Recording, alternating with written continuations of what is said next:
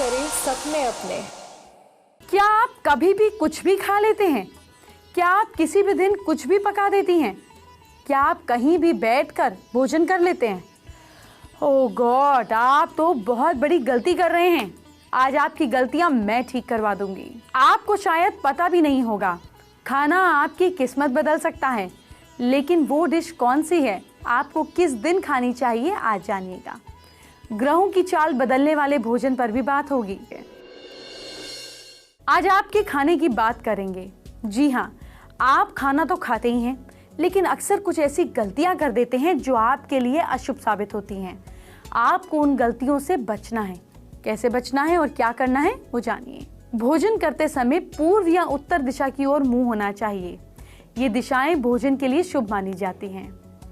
पश्चिम की ओर मुंह करके खाना खाने से बीमारियां घेर लेती हैं, और दक्षिण की ओर मुंह करके अगर आप खाना खाते हैं तो ये अशुभ माना जाता है। भोजन से पहले हाथ, पैर और मुंह शुद्ध जल से धोने चाहिए। भीगे हुए पैरों के साथ भोजन करना शुभ फल देता है। शास्त्रों की मान्यता के मुताबिक इससे उम्र बढ़ जाती है। भोजन की देवी मां अन्नपूर्णा है। मान्यता है कि वो पार्वती जी का ही स्वरूप है। मां अन्नपूर्णा पूरे संसार को भोजन देती हैं। जो कोई भी खाने से पहले अन्नपूर्णा देवी को याद करता है, उसके घर में कभी भी खाने पीने का संकट नहीं होता। जो खाना मिले उसे ईश्वर का प्रसाद समझकर ग्रहण कर लेना चाहिए। भूल कर भी खाने की कभी निंदा ना करें, नहीं तो पावर्टी आपको घेर लेगी। भोजन आसन बिछाकर करेंगे तो बहुत अच्छा माना जाता है। खड़े होकर या बिस्तर पर बैठकर भोजन नहीं करना चाहिए। लेटकर भोजन करना भी शास्त्रों में मना किया गया है। हालांकि बीमारी है तो डॉक्टर की सलाह से भोजन कीजिए। मैंने आपको कई बार बताया है कि खाना हमेशा साफ और सुंदर बर्तन में करना चाहिए। टूटे हुए, खंडित, पुराने बर्तनों में खाना खाते हैं तो सफलता आपसे दूर चली जाती है। घर में जो भी खाना बनाएं उसे नहाकर ही किचन में जाना चाहिए। और हाँ, अगर आप घर में खाना बनाती हैं तो खाना बनाते समय गुस्से, दुख से दूर रहना चाहिए। तभी खाना खाने वाले को इसका फल मिलता है और बनाने वाले को भी। पहली रोटी गाय के लिए और आखिरी रोटी डॉग के लिए बचानी चाहिए। खिलानी भी चाहिए। खाने से पहले ईश देव को भोग लगाएं, फिर ग्रहण करें। भोजन सात्विक होना चाहिए। उसके साथ तामसिक चीजें और शराब का इस्तेमाल बिल्कुल ना करें। और हाँ, जो करेगा वो बीमार भी होगा और पाप भी लेगा। क्या आपको पता है कि आप जो भी खाते हैं उससे आपके ग्रह मजबूत हो जाते हैं या कमजोर हो जाते हैं? आइए आपको बताती हूँ क्या खाने से आपके ग्रह मजबूत होंगे। अगर ग्रह मजबूत हो जाएंगे तो आपकी जिंदगी में सुधार होना शुरू हो जाएगा। दुख, संकट अपने आप दूर होने लगेंगे। सूर्य को मजबूत करने के लिए, सन की पावर बढ़ाने के लिए अपने खाने में गेहूं, आम, गुड़ का उपयोग करना चाहिए। चंद्र ग्रह को, जो आपके मन का कारक है, सूर्य आपके फेम का तो चंद्र आपके मन का, चंद्र को मजबूत करने के लिए गन्ना, शक्कर, दूध और दूध से बनी चीजें जैसे आइसक्रीम, मिठाइयाँ अपने खाने में शामिल करनी चाहिए। मंगल ग्रह, आपकी कुंडली में अगर मंगल अशुभ है तो अपने खाने में गुड़, मसूर की दाल, अनार, जौ, शहद का उपयोग करना चाहिए।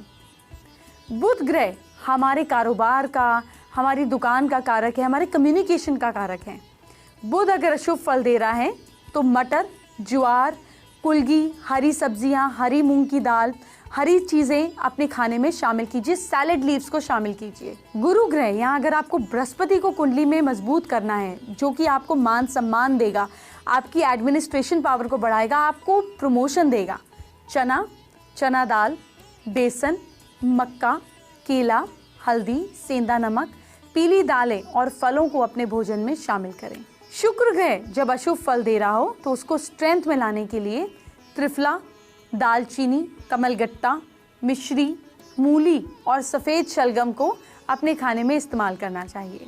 शनि ग्रह का अशुभ फल अगर आपको दिक्कत दे रहा है तो लाइफ में डिसिप्लिन नहीं होगा, नौकर चोरी करेंगे, दिक्कतें आएंगी, घुटनों में दर्द होगा।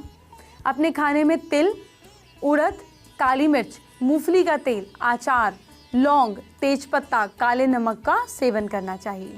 राहु और केतु की पीड़ा से बचने के लिए अचानक झटके हो रहे हैं, सोच खराब है, बेफिजूल में घूमते रहते हैं, तो उड़द की दाल, तिल और सरसों का तेल का प्रयोग करना चाहिए। अपने खाने में अगर ये चीज़ें डालते हैं तो आपके ग्रह मजबूत होंगे। कुछ उपाय भी बता देती हूँ, जैसे रविवार को चना, सोमवार को खीर या दूध, मंगलवार को चूरमा या हलवा, बुधवार को हरी सब्जी, गुरुवार को चने की दाल या बेसन का इस्तेमाल करना चाहिए, शुक्रवार को मीठी दही, शनिवार को उड़द का सेवन करने से भी ग्रह प्रसन्न रहते हैं। क्या आप किसी भी दिन कुछ भी खा लेती हैं? ऐसा करने से बचना है। आपको दिन के हिसाब से अपनी डाइट तय करनी चाहिए। अगर आप हर दिन के हिसाब से खाना खाते हैं तो आपके ऊपर आने वाले कई संकट टल जाते हैं। अब जानिए आपको किस दिन क्या खाना चाहिए। संडे के दिन काले चने बनाएं, पूरा परिवार प्यार से खाएं। सोमवार के दिन खीर या फिर आप दूध की कोई मिठाई बनाएं, फायदा होगा। मंगलवार के दिन आपको मीठा चूरमा या सूजी का हलवा पकाना चाहिए।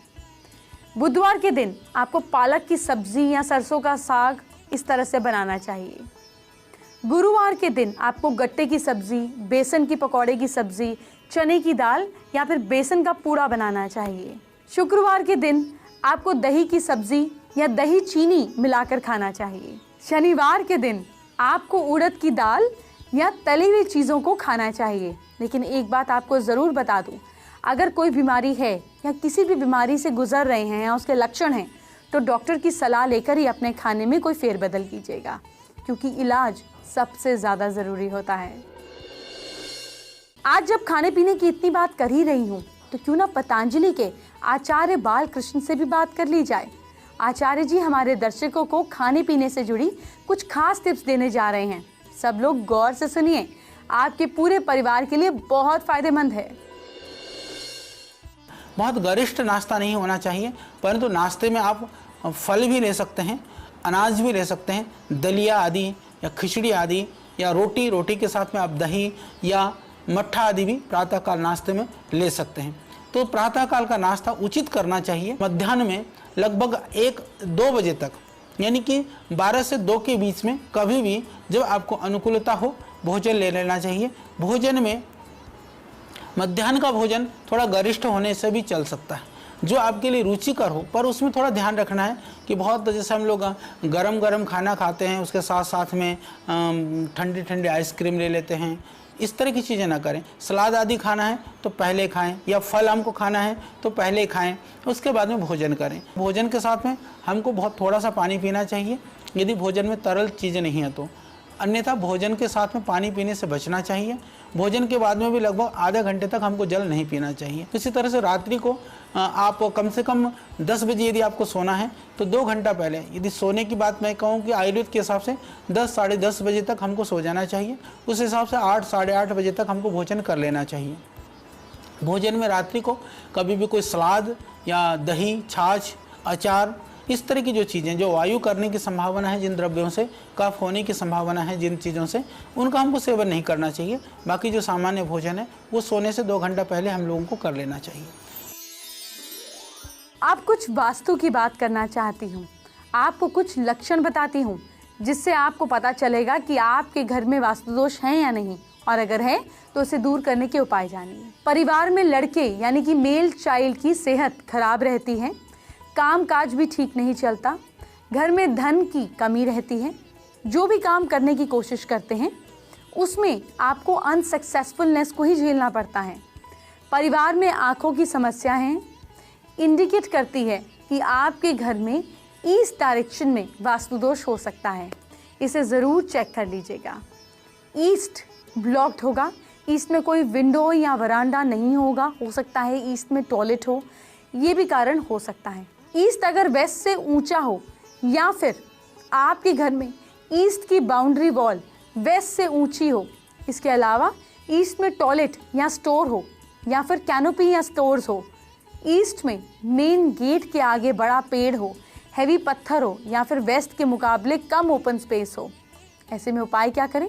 सूर्य को जल चढ़ाएं, कॉपर के सिक्के बहते पानी में डालें, रविवार का व्रत रखें, गाय को गेहूं और गुड़ मिलाकर रोटी खिलाएं, सूर्य नमस्कार करें, सूर्योदय के समय लाल फूल वाले पौधे को जल दीजिए, रात को सिरहाने के पास तांबे के बर्तन में जल रखें, सुबह पी लीजिए, हाथ में 6 बार लपेटकर कलावा बांधिए।